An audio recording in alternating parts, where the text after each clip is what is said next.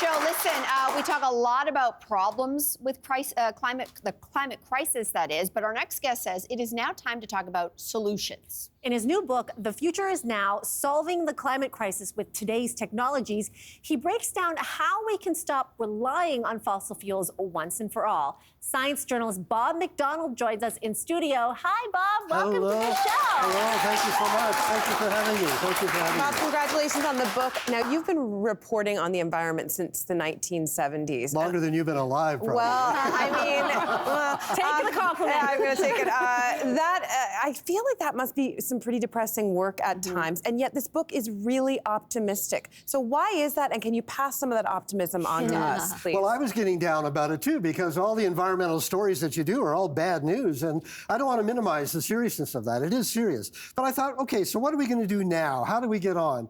And I just started researching it, and I was delighted to find that all the technology we need to go green already exists. And when I interviewed scientists for the book, who were in the book, they were all excited because it's getting better, it's improving. There's some neat new things happening. So the tools are there, the science and the engineering is all there. All we need is to go forward with it. And so what I did in the book is just assemble it all together and say, here it is. I'm not advocating any one of them, but if you want to get up to date on solar and wind and geothermal and blah, blah, on and on, it's in this book. All right, so in the book, you explore a number of renewable energy options. As you mentioned, there's solar power, there's wave power, biofuels. But where we are in the world really determines the best option for these alternative energies. So in Canada, what is the best option for us to stop relying on fossil fuels? Well, it depends on where you live, exactly as you say. You know, just in the same way that oil is distributed, it's in Alberta, or it's in Texas, or in the Middle East, there are actually maps of where the best areas are for wind resources, for solar, for tidal. So wind, for example, the foothills of the Rocky Mountains, great windy spot. The prairies are really, really windy. The eastern shores of the Great Lakes are really windy. Other parts, not so much. You want sun? Sun's good on the prairies, not so good on the West Coast because we get a lot of rain. That's where I live now, is on the West Coast. Tidal energy. Nova Scotia has the highest tides in the world, and there's a lot of research going on into tidal energy there.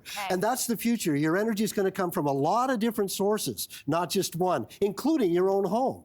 So your own house will be generating electricity, and that's so it'll be a montage of different energy sources coming from different areas. Okay, let's dive into some more specifically, because you got really excited in the book about solar cells and the research going into them. So tell us about that. Well, I mean, the traditional solar cells that you see on rooftops, you know, the black ones or the big ones that are out in fields, they'll continue, and they are getting better. But there's another kind of solar cell. They're called perovskites.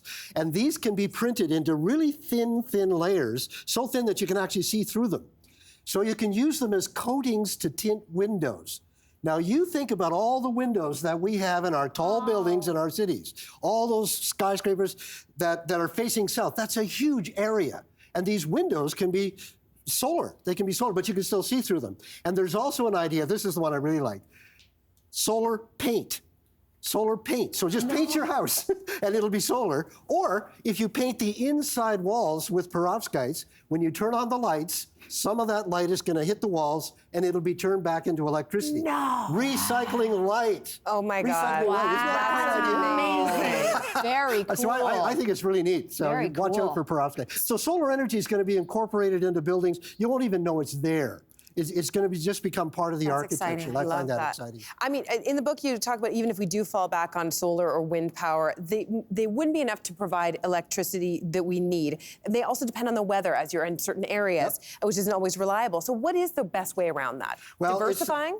I have a whole chapter on energy storage. Okay. So when the wind doesn't blow, the sun doesn't shine, then you store it in some way. Now, one way is batteries, and they're already doing that, these giant battery packs that can power a town for maybe 4 or 5 hours, but they're kind of expensive. But there are other ways to store energy. There's a company in Ontario that has an abandoned mine, and they pump air into it. They just pump it up and like a balloon, and they make high pressure inside this mine. So when you need the energy back, you just let the air out like you let it out of a balloon, but it spins a turbine and generates electricity. Wow. There's a group in Norway, and they're storing energy in sand. In sand. No. You ever been to a tropical beach in the summer? You go out with your shoes on? Hot, right? Sand, it turns out you can heat it up to 1,000 degrees and it won't melt. So they just have these big pits filled with sand. They heat it up to 1,000 degrees and it stays that way for months.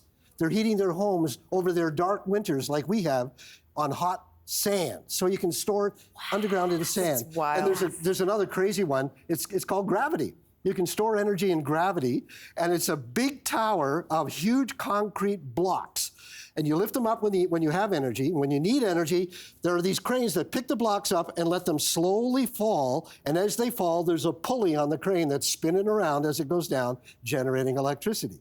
So you're storing energy in gravity. So there are lots of different ways to store the energy, and that makes up for that gap when the wind isn't blowing and the sun isn't shining. Science is sexy. Science is sexy, but thank you. It also sounds expensive. So a lot of people would come back to you and say, okay, listen, this is all fabulous, but is this financially feasible? Yes, it is. And I want you to reconsider what we're already paying for fossil fuels. And by the way, I'm not making fossil fuels the enemy here. I'm not. But we're paying a lot. You think about, you have to go northern Alberta or Saskatchewan, you got to drill the oil out of the ground or dig it out of the tar sands. Then you got to pipe it hundreds or thousands of kilometers to a refinery. It's got to be heated up to distill to get the gas, the jet fuel, the diesel, all these things. Then it has to be piped back up here to Canada, distributed to all the gas stations.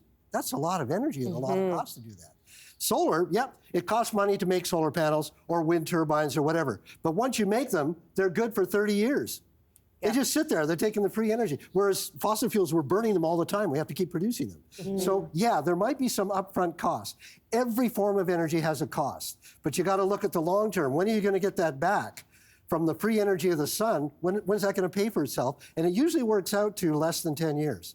Wow. Less than 10 years, you get it back. Wow. And fuel costs, are, as we all know, are still going up. So, yep. Don't let that slow you down. And the other thing is that the green economy is one of the fastest growing sectors of the economy. So it's a good investment. And if you adopt that green technology, then you're saving money. Yeah. Well, you know what? You know, Bob, this is so exciting. So often the future sounds bleak, but the future is now. Through the way you tell it, sounds promising. Thank you so much for being here. Again, the book is called The Future Is Now. You can find it everywhere now. And for the lucky members of our studio audience, you are all going home with a copy today. Hey there, wasn't that great? Do you know where you can find some equally good content? Our YouTube page. It's filled with discussions, debates, and some laughs. Head there now, like and subscribe.